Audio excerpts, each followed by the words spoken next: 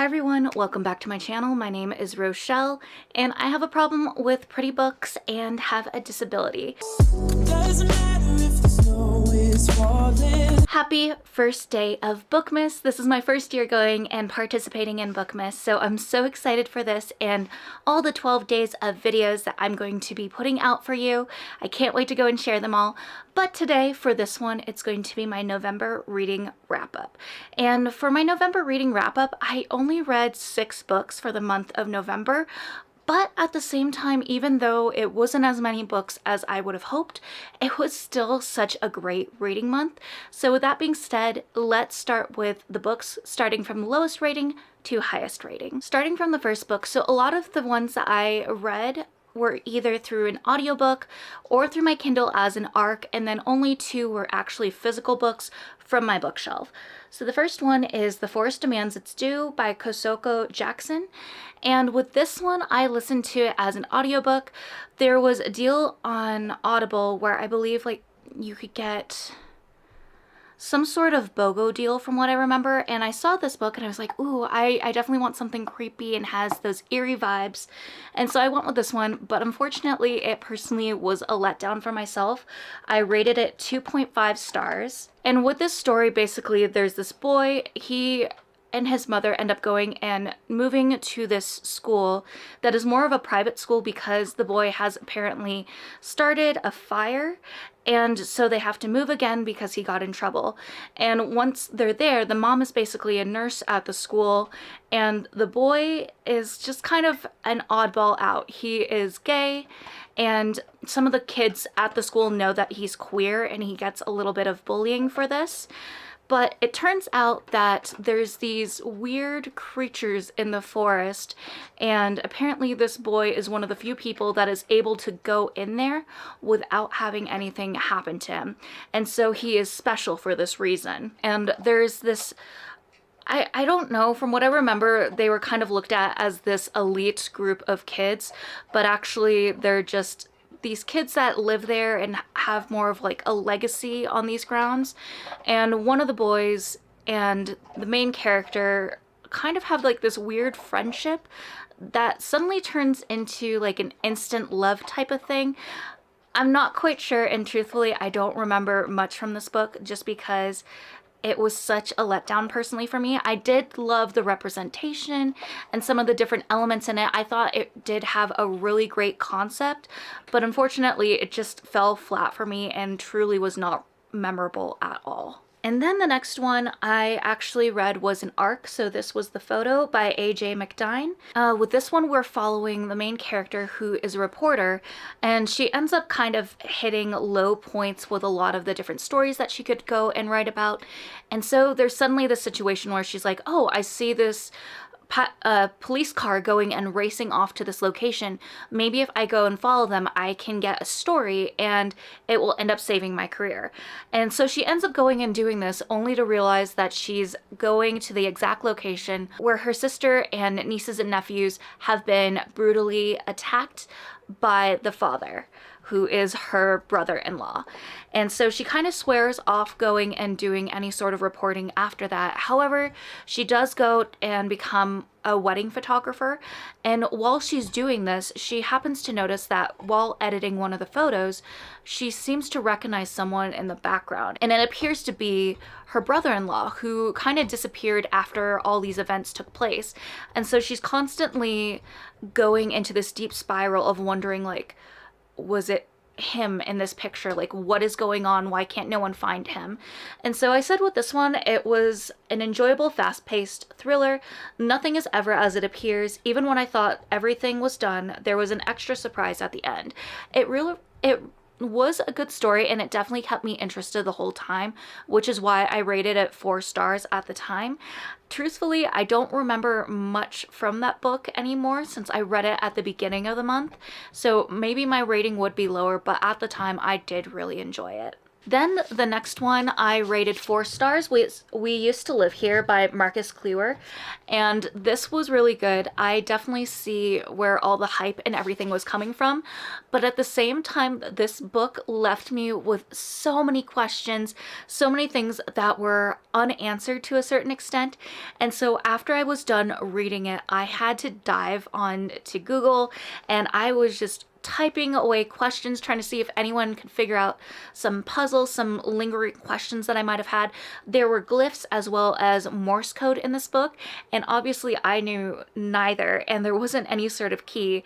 So I started looking up, and I think I went on Reddit, and there was just this whole thread for people that were trying to look up certain things related to this book. And I pretty much went into a wormhole for a bit. But anyway, if you're not familiar with the story, it basically involves a couple. They go and flip houses, and they just got a new house that is kind of their last hope because their business isn't doing so well. One of the people in the couple is away, just going in, I think, getting groceries or something along those lines. This family shows up, and so the one person that's there, she is like, oh, I don't really know what to do. And this couple is like, hey, I used to live in this house. Can I show my family this place that I grew up in? I swear it will be really quick. We'll be out of your hands. And she's like, I don't really know if I want to do that, but sure, okay. And then a bunch of like really weird stuff ends up happening. This book is compared to Parasite and Get Out, and I definitely can see some of those references. There is another movie that also comes to mind when I think of this book, but I don't want to go and say what the movie is in case if that kind of brings a little bit of spoilery content. But either way, I thought this was a really good read, and oh my gosh, the questions. I think I might have to reread this book again. I kind of feel like every time you read through this book, you discover something new. There's apparently going to be a movie for this book, but there's not a release date for it yet. But I think Blake Lively is chosen to be the lead actress, and I'm not entirely sure if I agree with that casting, just because that's not really who I had in mind, especially with it being a queer couple in the story. Then the next one I read was Out of the Woods by Hannah Bonham Young. I got this one as an ARC, and I was truthfully so excited about it. I absolutely love Hannah Bonham Young, as you all may know, for those of you that have been on my channel for a while. And so when I got this, I was so excited and started crying. So with this one, we get to go and follow Caleb and Sarah, who are the friends of Win and Bo from Out on a Limb. And in this book, they're kind of experiencing some troubles. They've been married since they were 19. And so there's just, some growing that ends up going and happening. And Sarah is feeling a little bit uncertain about where things are. Not necessarily with her marriage, but who she is as a person, and not feeling like she fully gets that support from Caleb. And so her friend Win goes and suggests that her and Caleb go on this couples trip where they end up going and camping in the woods, and it reignites their relationship. And coincidentally, the retreat is called Reignite. And it was really cute. I did enjoy the story. There was a lot of grief-filled moments, but it still was really enjoyable. However, I think for me, I didn't love it as much as I loved some of her other books. Out on a Limb is still my number one. Next of Kin is my second. And then I'd probably rank Out of the Woods as my third. But it still was really cute. I think some of my favorite parts were when Win and Bo were in there. No matter how large of a moment it was in the text, it still made me really happy just kind of seeing the old group reunited. And it made me really happy. But yeah, it was good. It didn't have the same emotions and hit the same way that the other books have for me. And although there is spice in Hannah Bonham Young's books, there was a little bit of a cringy moment in one of the spicy scenes. And normally I'm okay with her spicy scenes in her books. I kind of zone out a little bit since spicy isn't necessarily my thing that I go out of my way to read for. But there was a moment that I was like, oh, I don't, I that's the only way I have to describe it, but it still was a really good read, really good book. I'm kind of bouncing back and forth between if this is a 4-star or a 4.25 star for me, but I still did enjoy it, and I will be buying myself a physical copy once the book releases at the end of January. Then we have Perfect Girl by Tracy Banghart, and I rated this one 4.25 stars.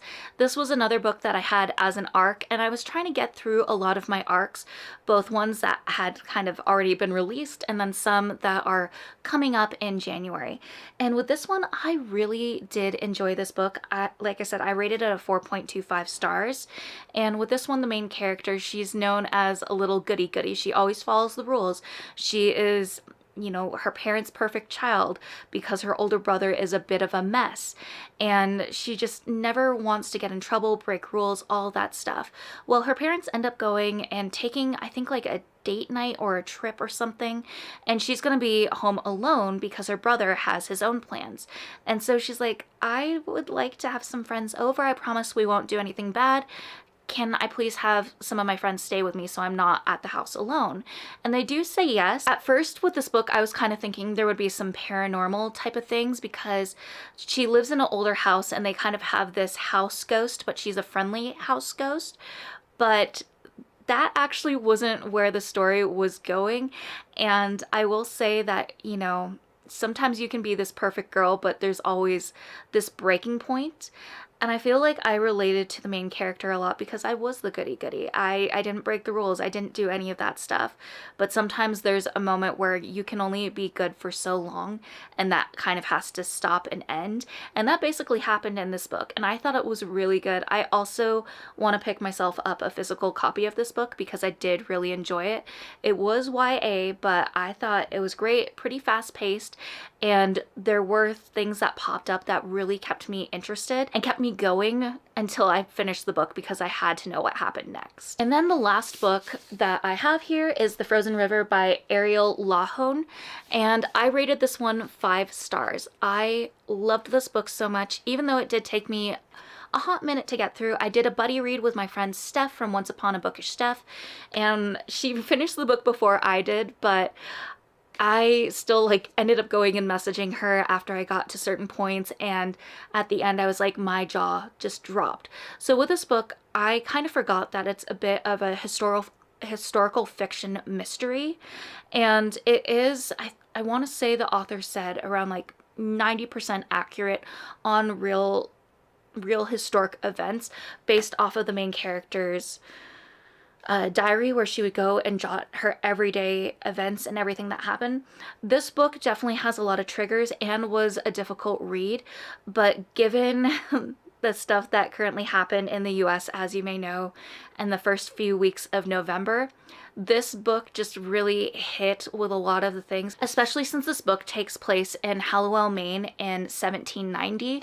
And just some of the comments and remarks, I really loved the main character. The main character, Martha Ballard, is a midwife, and in this time and in this day, midwives are some of the few people, especially women, that have a higher rank in society. And so because of that, she is able to go to court and speak up on certain matters. But some of the double standards, and of course, women don't have as many rights as men do, and they'll have these certain things that will be held against them, whereas a man will just get kind of like a slap on the wrist type of thing. And there were just so many moments where I was just like, you know, doing this, raising my fist up in the air, or like just outwardly like groaning, and I would have to stop and go into my fiance's office and tell him what I had just read, what had just happened. But truthfully, this book was really good. I loved the main character. I loved her husband so much, and there were a lot of irritating and aggravating moments, but it was still such a good book. And there was a moment at the end where I was like, oh my gosh, yep, serves that person right. So amazing. So glad that happened. And that's kind of where I'm going to leave it, because I kind of would rather you go into this, if you do read this book, having as little prior idea of this book if you don't already know who the main character is. And this book is actually a nominee for Goodreads Choice of 2024. So if that gives you any idea if you should go and pick this book up, I hope it does. And if you do, definitely go and send me a comment, send me a DM on Instagram preferably. I'm better at, for the most part, answering messages that I receive on there.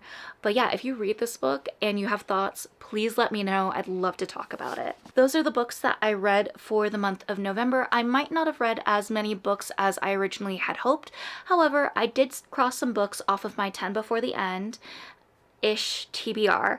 And I did have a lot of really good books that I read, especially a 5-star read, and some books that were pretty high on the list as well for myself.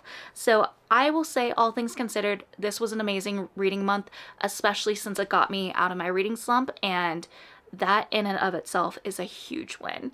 But yeah, if you read any books this November that you really enjoyed, or actually read any of the books that I listed off, I'd love to hear your thoughts and talk about them maybe in the comments below, or like I said, you can shoot me a DM, especially if you've read The Frozen River. But I hope you enjoy this, and there will be another video out tomorrow for Bookmas Day 2. So I hope to see you again in that next video. Please leave a like, comment, and possibly subscribe to my channel. And as always, I love you all, and remember that you're worthy and capable of amazing things.